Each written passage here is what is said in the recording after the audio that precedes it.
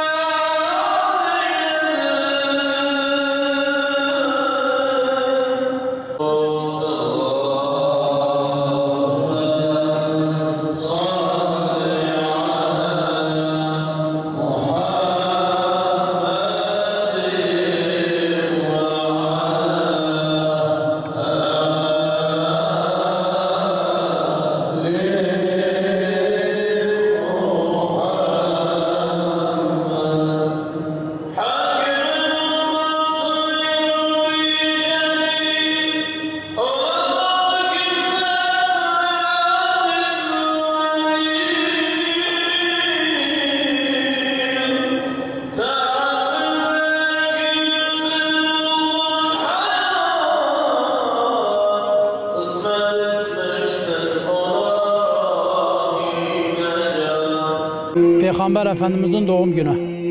Tüm Müslüman aleminin buradan kandilini kutluyorum.